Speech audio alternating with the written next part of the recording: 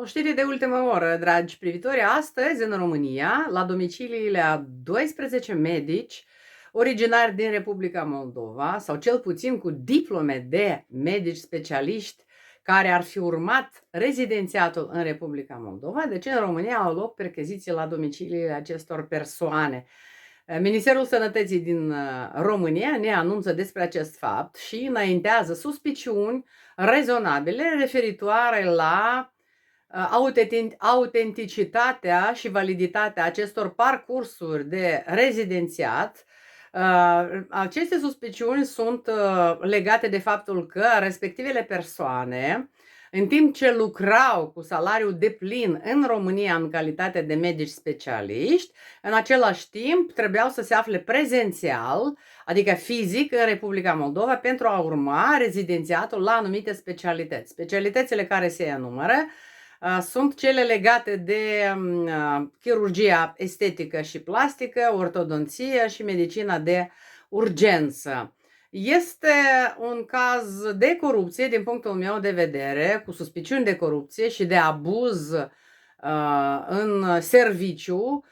Se presupune că aceste persoane ar fi fost, deci sunt vinovate de faptul că au încercat să obțină de o manieră ilegală recunoașterea diplomelor de medici specialiști pe care le-au obținut în Republica Moldova, iar această recunoaștere se face în România la Ministerul Sănătății. Vreau să deschid niște paranteze și să vă spun, dragi prieteni și privitori, că diplomele de studii superioare, inclusiv diplomele obținute la Universitatea de Medicină și Farmacie Testemițeanu din Chișinău, necesită să fie recunoscute printr-o procedură specială în România. Ele nu sunt recunoscute automat, așa cum încearcă să ne spună uneori Ministrul Educației. Nu, dragi privitori, mai ales în cazul medicinii, lucrurile stau diferit.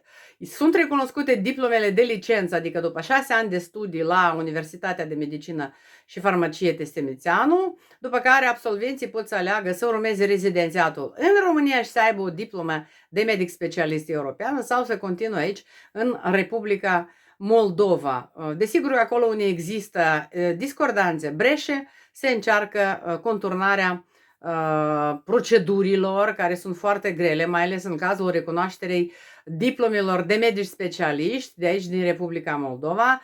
Știu că a existat o ordonanță de guvern specială în acest sens cu mai mulți ani în urmă, prin care, din cauza lipsei de medici specialiști în România, s-a ajuns la decizia la nivel de guvern de a recunoaște diplomele de medici specialiști din Republica Moldova, însă această recunoaștere nu are loc automat. Vă spun în cunoștință de cauză, deoarece am copii medici care au trecut prin aceste proceduri destul de anevoioase și au ales să facă rezidențiatul în România, pentru că oferă o diplomă europeană, iar diplomele din Republica Moldova nu sunt diplome europene, nici cele de la Universitatea de Medicină și Farmacie și nici cele de la celelalte universități, chiar dacă Republica Moldova este parte a procesului Bologna. Dincolo de acest caz de presupusă corupție și abuz în serviciu, sigur că am putea să adresăm niște întrebări actualului rector al Universității de Medicină, Emil Ceban, care este deja deputat PAS în Parlament, și dacă e să presupunem că aceste diplome de medici specialiști au fost obținute inclusiv pe timpul când era rector, ar trebui să dea niște răspunsuri. Și el și fosta ministra Sănătății Nemerenko. Ceban, de fapt, acum este ministrul Sănătății, a fost promovat în funcție de ministrul al Sănătății și universitatea, nu mai știu pe mâinile cui se află. Este un caz absolut neplăcut, dar să revenim la recunoașterea parcursurilor și diplomelor de studii superioare universitare din Republica Moldova în România. Dragi privitori, actualul ministru Dan Perciun, care este și vechiul ministru al Educației și Cercetării, este un personaj care vine din sfera non-guvernamentală și care nu a predat nicio lecție în clasă sau în fața unui auditoriu studențesc. Repet, Dan Perciun nu a predat nicio lecție în fața elevilor sau studenților și el este ministrul al Educației și Cercetării. Maia Sandu, care este președinta Republicii Moldova, a fost și ea ministra a Educației și Cercetării și nici ea nu a predat nicio lecție în fața elevilor și studenților. Repet, nu a predat nicio lecție în fața elevilor și studenților. Eu cred că aceste două persoane despre care vă vorbesc acum sunt unicele în istoria independenței Republicii Moldova care au ocupat și ocupă în continuare fotoliul de ministru al educației fără să aibă o pregătire pedagogică specifică și fără să fi interacționat cu un auditoriu studențesc sau școlăresc. Este bine sau e rău? E foarte rău, dragi privitori, pentru că acești miniștri, mai întâi a fost Maia Sandu, acum Dan Perciun, la nivelul lor de funcție guvernamentală se ocupă doar cu gestionarea banilor care vin din fonduri internaționale, fonduri europene, Banca Mondială și așa mai departe, și se ocupă de licitații, achiziționează echipamente pentru universități, pentru școli, licee, instituții de învățământ și așa mai departe. Asta nu înseamnă politici educaționale. Nu înseamnă politici educaționale.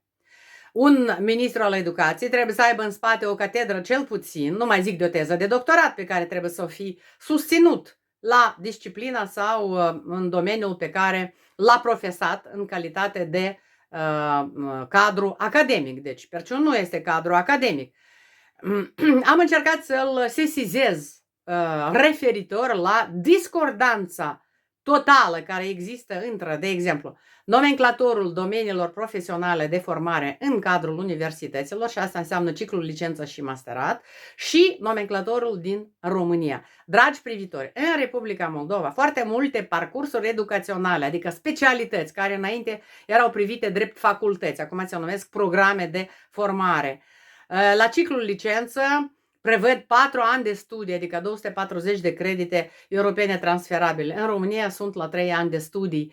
Doar prin acest fapt deja survine o discordanță totală între parcursurile educaționale universitare din Republica Moldova și cele din România. Și noi vorbim despre integrare europeană, adică nu noi vorbim actual. La guvernare vorbește despre integrarea europeană. Această diferență, discrepanță între cele două nomenclatoare de formare profesională în domeniul la nivelul universitar, ne vorbește deja despre lipsa unei adevărate reforme și lipsa de conceptualizare a unei atare reforme la nivel ministerial. Deja nu mai vorbesc despre restul, licee este un alt domeniu, cu toate că eu am lucrat și în școală, am lucrat și în grădiniță, am lucrat și în universitate, dar această discrepanță uneori am impresia că este voită, să nu fie așa cum este în România. Această tendință de a elabora documente programatoare aici în Republica Moldova, la nivel de legi, la nivel de acorduri internaționale, bilaterale, pe diferite teme, deseori este utilizată o terminologie paralelă, doar cu scopul ca aceasta să nu corespundă cu terminologia din România. Este o temă și un subiect de discuții foarte important. Nu cred că se va ajunge până într-atât încât prim-ministrul să înțeleagă inclusiv aceste discrepanțe, prim-ministrul Munteanu, desigur, cel care a fost investit în funcție, dar după frazele și cuvintele pompoase în care actualii oficiali ai Republicii Moldova ne vorbesc despre integrarea europeană, se ascunde, de fapt, o dorință de a edifica, adică de a construi aici în Republica Moldova altceva, un stat cu instituții care s-ar deosebi de cele din România.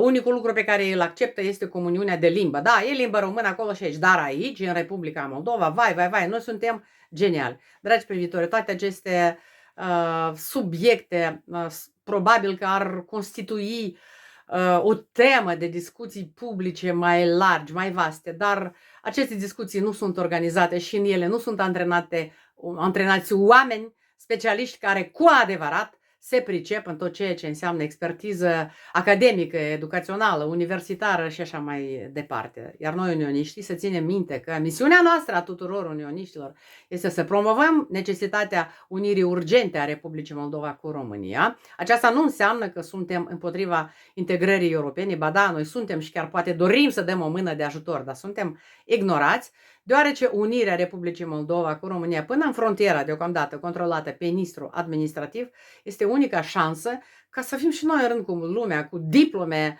relevante, recunoscute în spațiul european, cu parcursuri educaționale armonizate și să nu inventăm roata aici în Republica Moldova, așa precum încearcă să o facă mai mulți miniștri și subordonații ai lor în guvernul Republicii Moldova, care actualmente este din nou pe mâinile Partidului Acțiune și Solidaritate, partidul Maiei Sandu.